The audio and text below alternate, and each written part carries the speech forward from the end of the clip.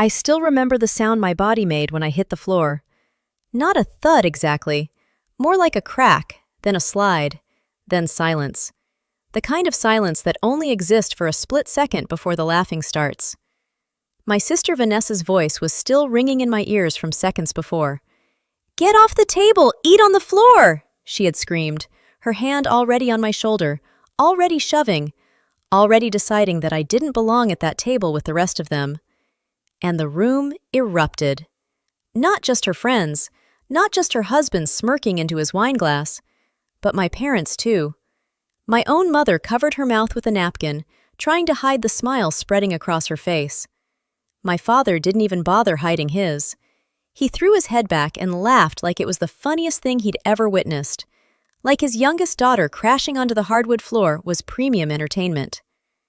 I sat there for a moment, my palms stinging from the impact, my hip already throbbing where I'd landed. The chair I'd been sitting on was now tipped over beside me, one leg pointing at the ceiling like a dead insect, and all I could think about was how many times I'd sat at this table feeling exactly like that chair. Useless. In the way. Something to be kicked aside when it no longer served a purpose. But what happened next changed everything I thought I knew about myself. I looked up at Vanessa. She was standing over me with her arms crossed, that familiar, smug expression plastered across her face. The golden child, the one who could do no wrong, the one who got the private school tuition while I worked double shifts to pay for community college, the one who got the down payment for her house as a wedding gift while I was told there was simply nothing left for me. She was wearing a silk blouse I had actually paid for 3 Christmases ago, back when I still believed gifts could buy love. The irony wasn't lost on me.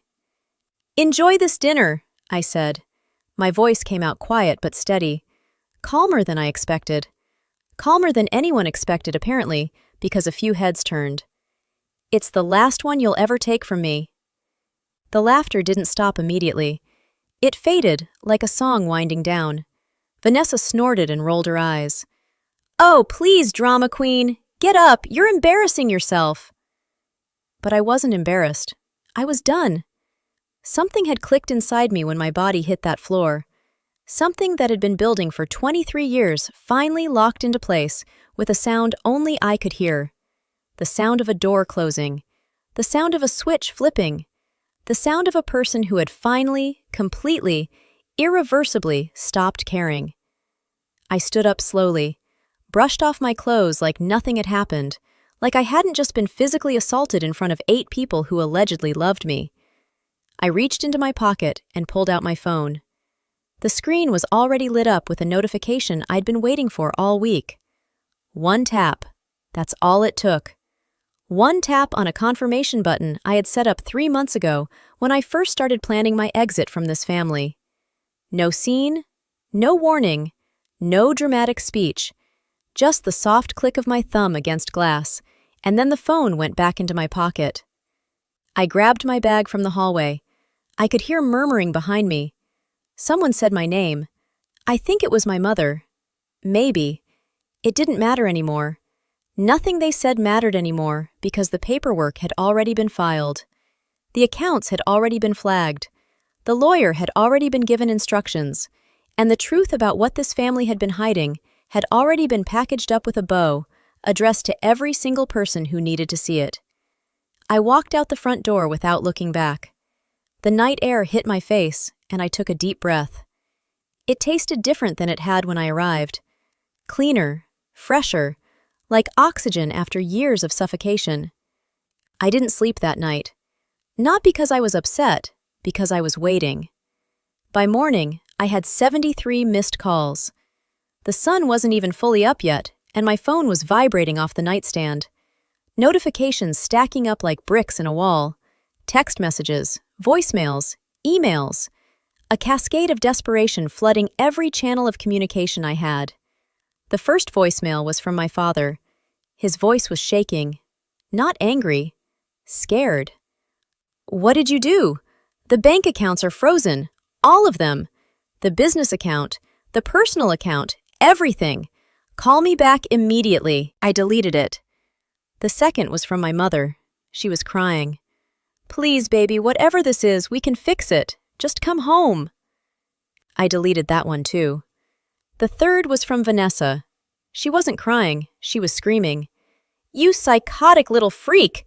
You think you can mess with my life? With my family's life? You're nothing. You've always been nothing. And when I find out what you did, I will destroy you. I saved that one. Not because it hurt me, because I wanted to listen to it again later. After everything was finished, I wanted to hear the exact moment she still believed she had power over me, the exact moment before she understood how wrong she was. By afternoon, the real panic had set in. I was getting calls from numbers I didn't recognize: the family lawyer, my father's business partner, a woman who identified herself as a forensic accountant, asking very specific questions about transactions I had flagged. The doors were closing, one by one. Each call was another lock clicking into place, another exit sealed shut. And here's what nobody understood yet. This wasn't just about freezing bank accounts. This was about exposure. See, for years I had been the invisible daughter, the one they ignored, the one they talked over at dinner, the one whose bedroom was converted into a home gym while I was away at college because they assumed I wouldn't come back. But invisibility has its advantages. When no one sees you, they don't watch what they say around you. They don't hide their paperwork. They don't password protect their computers. They don't notice you standing in doorways, listening. They don't notice you taking pictures of documents left on kitchen counters. They don't notice you at all. And I had been paying attention for a very, very long time. The truth was bigger than I initially realized. It always is, isn't it? You start digging into one small suspicion, and suddenly you're uncovering things that make your stomach turn. Things that don't just ruin reputations. Things that send people to prison. My father's business wasn't just successful, it was built on fraud. Embezzlement from employee pension funds, fake invoices, shell companies in the Cayman Islands that I had traced back through 3 years of tax returns he thought were hidden. He had been stealing from his own workers, people who trusted him, people with families, people who had no idea their retirement accounts were slowly being drained into my sister's shopping addiction and my mother's real estate hobby. And Vanessa, perfect Vanessa, the one who pushed me off my chair like I was nothing. She wasn't just cruel, she was complicit. She had signed documents. She had opened accounts in her own name to help launder money. She knew. Of course she knew. The golden child wasn't just protected, she was a partner in crime, literally and legally intertwined with everything rotting at the core of this family. I had discovered it all 8 months ago. The first document I found was an accident, a bank statement left open on my father's laptop while he was in the bathroom. I sat down to check my email and saw numbers that didn't make sense, transfers that shouldn't exist.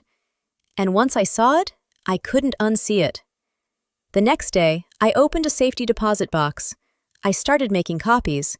I hired a private investigator with money I saved from years of working 3 jobs because my parents refused to help with anything. I found a lawyer who specialized in financial crimes. A woman named Diane, who looked at my evidence with widening eyes and said, "Do you understand what you have here?" I understood perfectly. By evening on that first day, the whispers had started. My phone was still ringing, but now it was different. Now it was friends of the family, distant relatives, people from the country club where my mother played tennis. The news was spreading like a virus. Someone had reported suspicious activity. The IRS had been contacted. An audit was imminent. Names were being whispered in rooms I wasn't in, but I could feel the vibrations of it all, like an earthquake only I had predicted. And by night, I was sitting at my small kitchen table in my apartment across town, eating a bowl of soup, watching my phone light up with the 74th missed call. This time, it was Vanessa again. I let it ring. I finished my soup. I wiped my mouth with a napkin and thought about that dinner. The one where I hit the floor. The one where they all laughed. I thought about the same table and that same house with that same family. But this time, the scene was different. This time, no one was laughing. This time, they were all sitting in silence, staring at papers they couldn't explain. staring at accounts they couldn't access, staring at a future that had suddenly collapsed into a pile of legal documents and criminal exposure. And then I thought about what was coming next. Because freezing the accounts was just the opening move. The evidence packages hadn't even been delivered yet. The authorities hadn't even knocked on the door. The real destruction was still hours away, building like a wave out at sea, invisible to everyone except me. What my sister didn't know yet, what none of them knew yet, was that this was only the very beginning of what I had planned. The first domino in a chain that would reach every corner of their lives until nothing was left standing. I set my spoon down and smiled. For the first time in 23 years, I was in control. For the first time in 23 years, they were the ones on the floor, and I wasn't done pushing. The next 48 hours unfolded like a film I had already directed in my head 100 times. At 7:15 the following morning, I sent a single encrypted message to my lawyer, Diane. 2 words: release everything.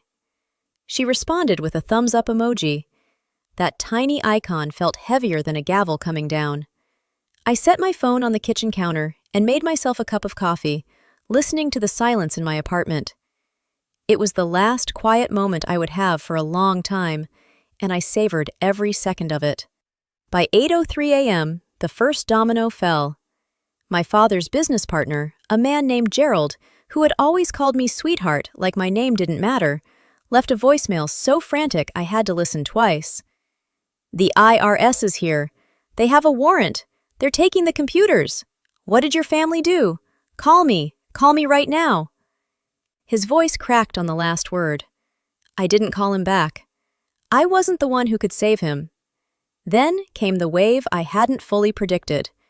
The evidence packages I had compiled weren't just sent to law enforcement. Diane, following my instructions, had also anonymously delivered a curated set of documents to a financial crimes reporter at a major news outlet.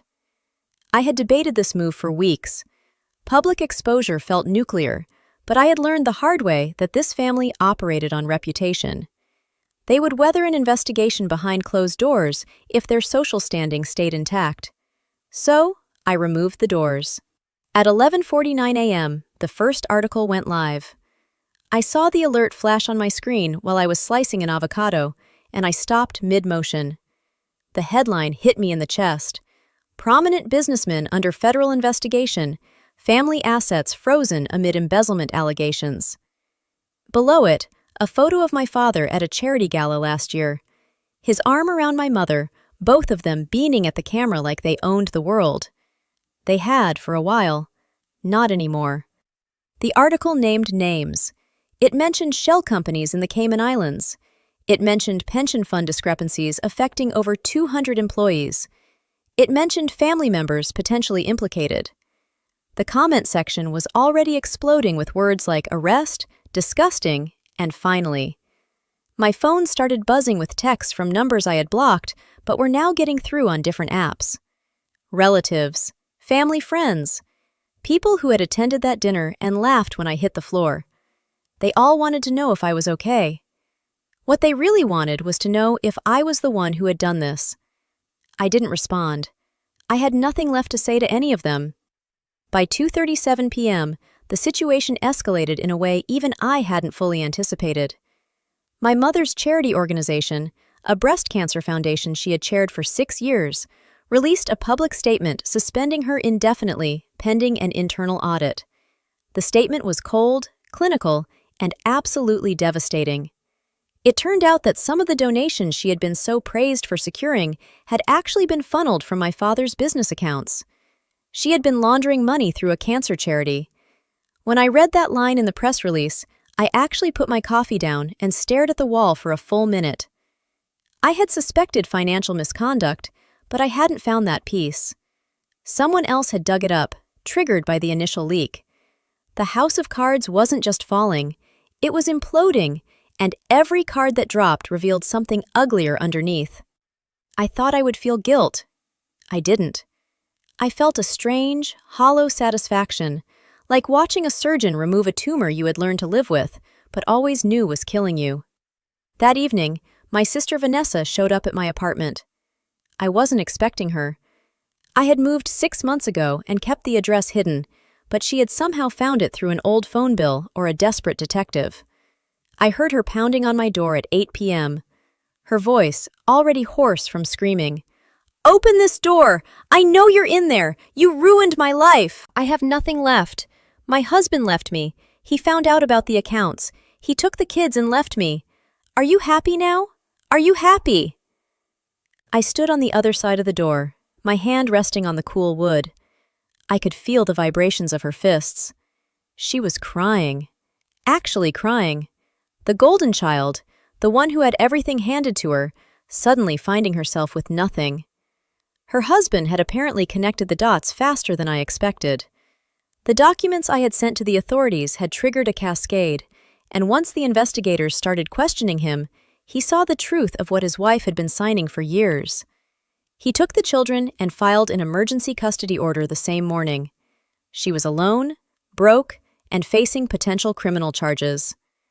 I didn't open the door, but I did speak, loud enough for her to hear through the wood. "You pushed me off that chair, Vanessa, in front of everyone. For years, you made me believe I didn't deserve a seat at the table.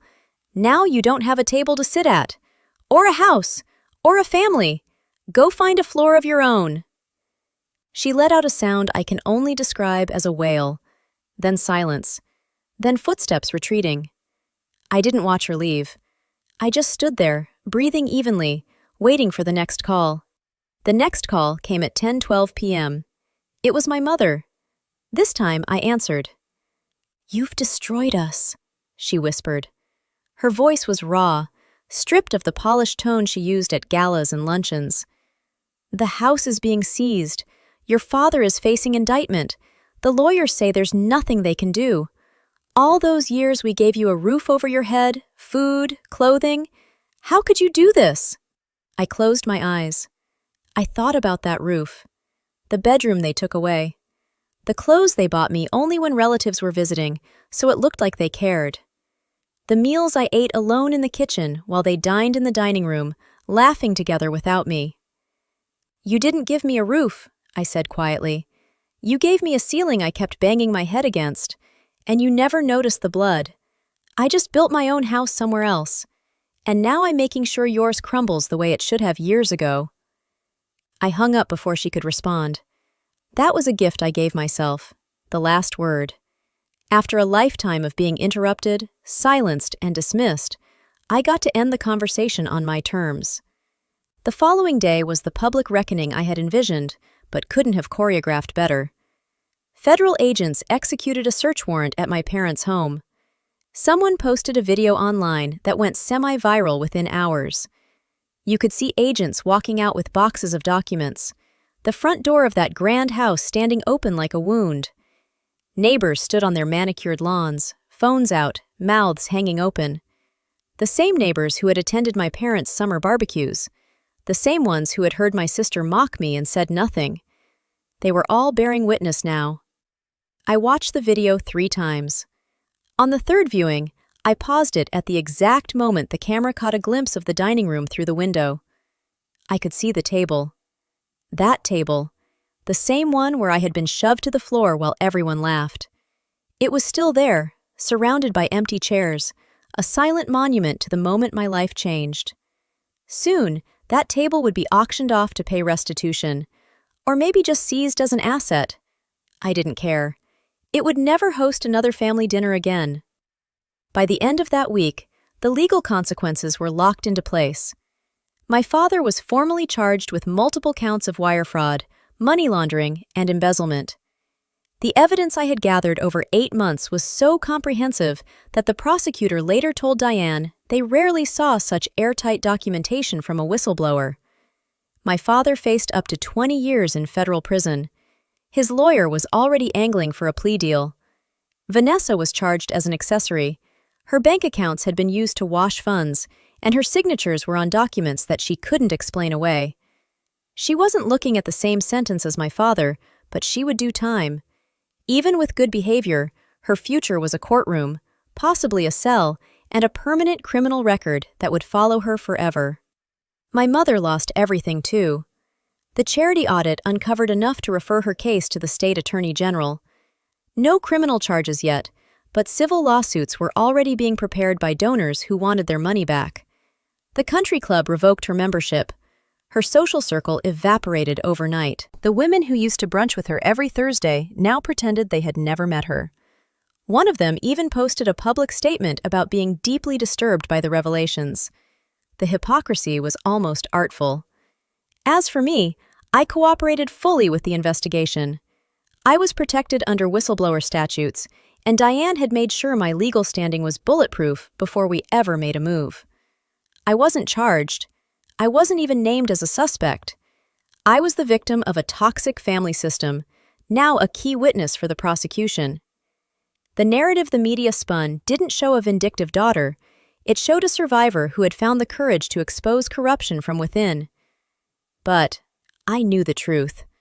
This wasn't courage. This was a long, cold, meticulously planned act of revenge. And I had no regrets. 2 weeks after the dinner that started it all, I stood across the street from my parents' house one last time. It had a notice taped to the front door, warning that the property was under federal lien. The windows were dark. The lawn was already beginning to look unkempt. The driveway was empty, except for a few dead leaves that had blown against the garage door. The silence of it all was the loudest thing I had ever heard. I pulled out my phone and scrolled to the photo I had taken on the night of the confrontation, just before I left that dinner forever. It was a picture of the dining room, snapped quickly from the hallway. My sister was mid-laugh. My father was raising a glass. My mother was dabbing her lips with a napkin. I was already on the floor, out of frame. I looked at it for a long moment, then deleted it. I didn't need the picture anymore. The scene was burned into my memory, but it had lost its power. They had turned me into a ghost in my own family, so I became the one who haunted them until nothing was left standing.